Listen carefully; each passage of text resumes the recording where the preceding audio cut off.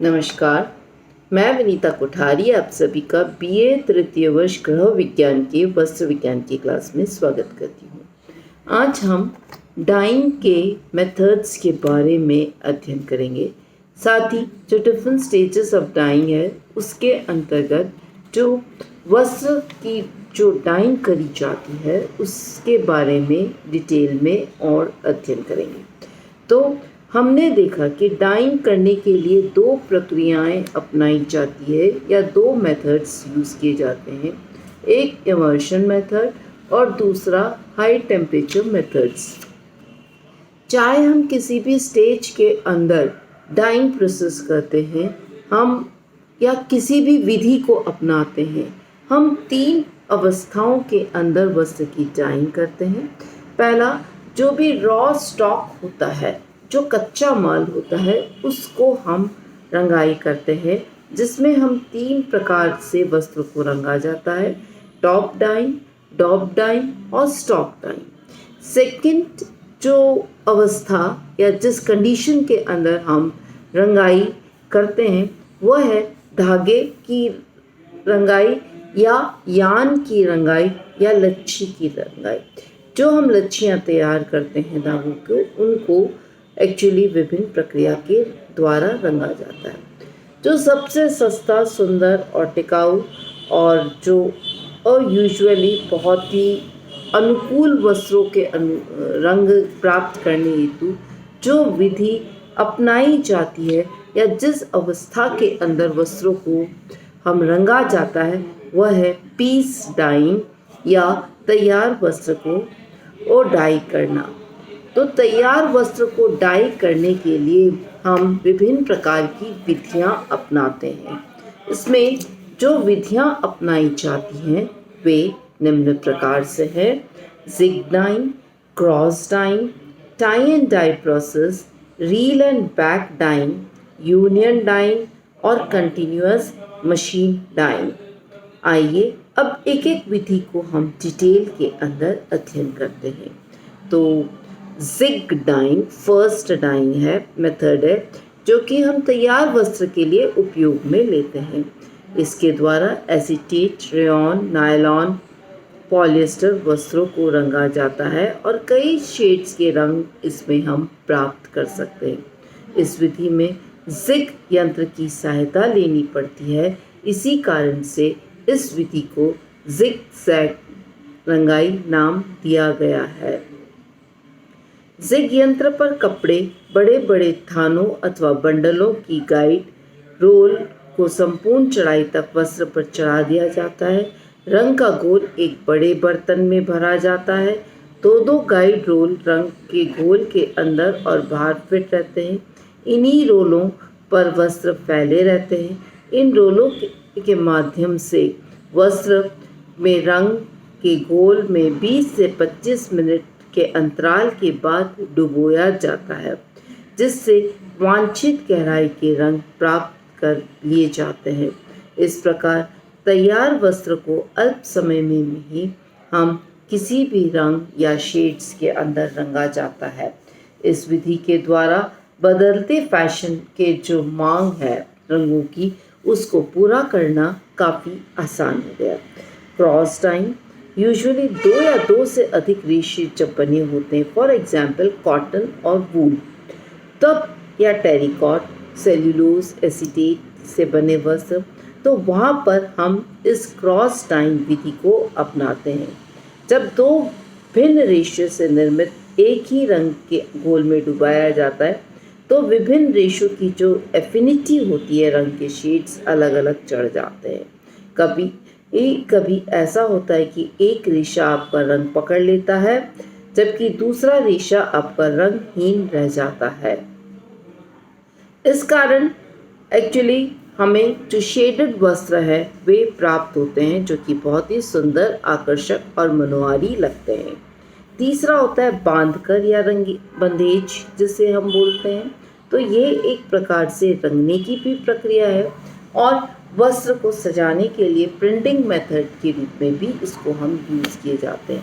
बांधनी या बंदेज की कला के अंतर्गत वस्त्र पर नमूने बना लिए जाते हैं और इन वस्त्रों के नमूने पर जो कसकर धागा बांधा जाता है, फिर जिससे जो भाग पे रंग लपेटा गया है, धागा लपेटा गया है, उस भाग के अंदर रंग प्रवेश नहीं कर सकता है।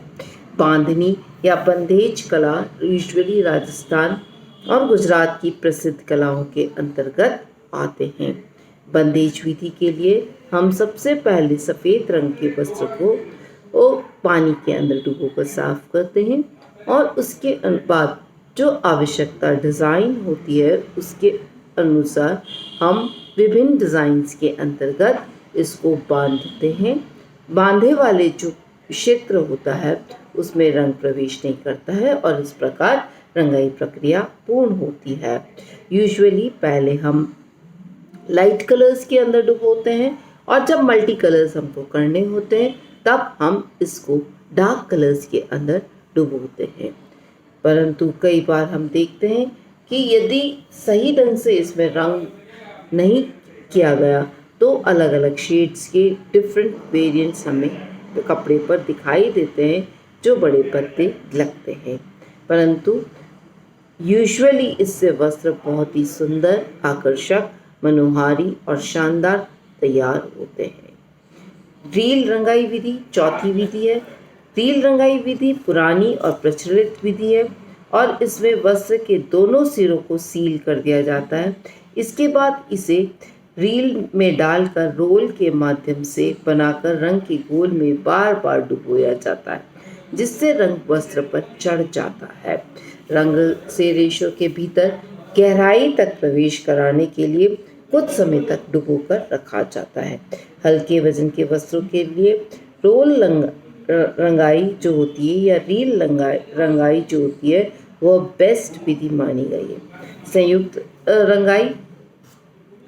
संयुक्त रंगाई या यूनियन डाइंग, जैसा कि नाम से क्लियर है कि अगर एक समान रंग ही विभिन्न प्रकार के बने रेशों पर चढ़ाना है तो उस विधि को हम संयुक्त रंगाई विधि कहते हैं। इस विधि में संपूर्ण वस्त्र पर एक समान रंग चढ़ता है ने के लिए ऐसे मिश्रित घोल बनाया जाता है जिससे सभी प्रकार के रेशों पर समान प्रभाव आए। अतः इन्हीं घोल के अंदर रंजक को नियंत्रित मात्रा में मिलाया जाता है जिससे इन रेशों के साथ हाई एफिनिटी होती है। वस्त्र को इन्हीं रंगों के घोल में डुबोने से एक समान रंग पृथक वर्ग के रेशों पर चढ़ जाता है और समान रंग के वस्त्र का निर्माण होता है।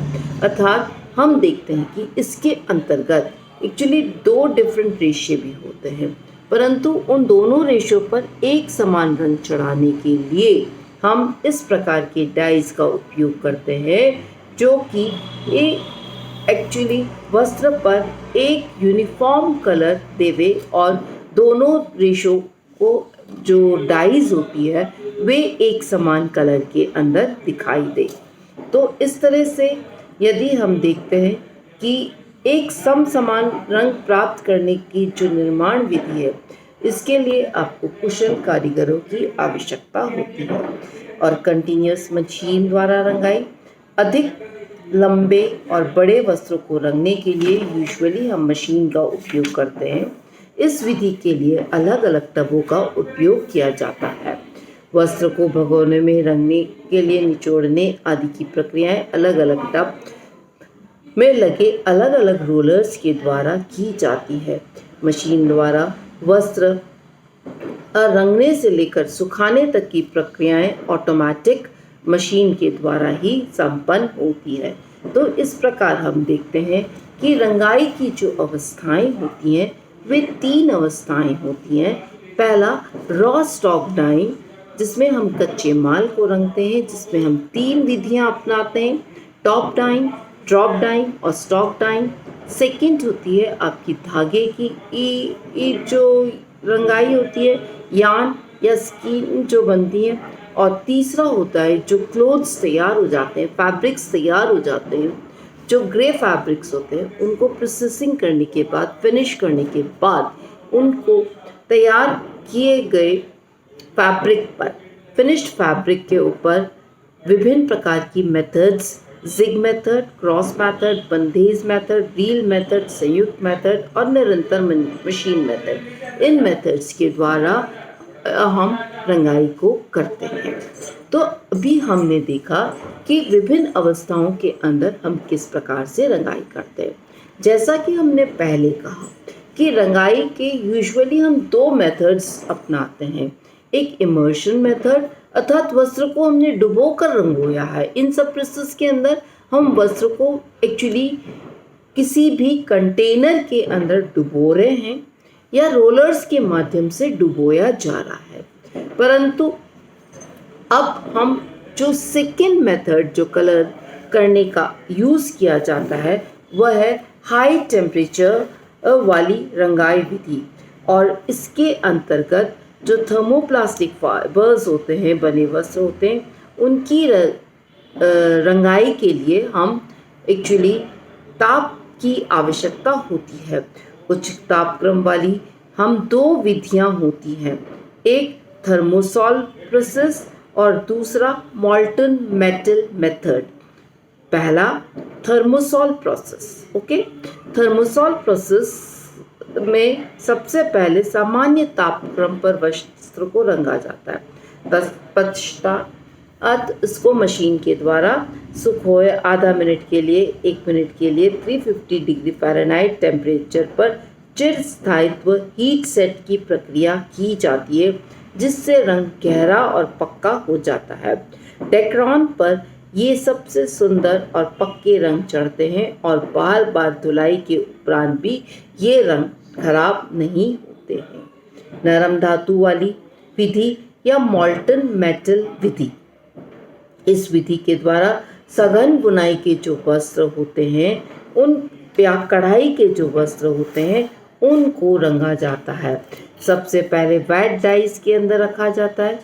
एक यू आकार का इसके अंदर टब में पिघले धातु का मिश्रण भरा रहता है।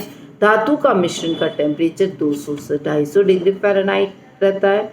वस्त्र की रंगाई के लिए पहले घोल से गुजरता है, वेट डाइस के घोल से गुजरता है। इसके बाद इसे जो धातु के मिश्रण वाले जो टेम्परेचर्स वाले टब होते हैं उससे गुजारा जाता है, जिससे धातु फिर तीसरे में एक्चुअली इसके बाद वस्त्र को रंग के घोल से गुजारा जाता है, जिससे धातु हट जाती है। तत्पश्चात वस्त्र पर ऑक्सीकारक एवं धोने की प्रक्रिया की जाती है। फलतः वस्त्र पर सुंदर रंग चढ़ जाता है। तो इस प्रकार हमने देखा कि हम दो मेथड्स, एक कौन से, फर्स्ट मेथड है आपका इमर्शन मेथड और दूसरा हाई टेम्परेचर प्रोसेसेस के माध्यम से हम वस्त्रों की रंगाई करते हैं। वस्त्रों को हम 3 स्टेजेस के अंदर एक्चुअली हम देखिए there is a difference methods और इन जो स्टेजेस होती है उनके अंदर हम मेथड्स को उपयोग लाते हैं। तो हम देखते हैं कि 3 अवस्थाएं या 3 स्टेजेस जो होती है जिसमें हम रंगाई प्रक्रिया करते हैं।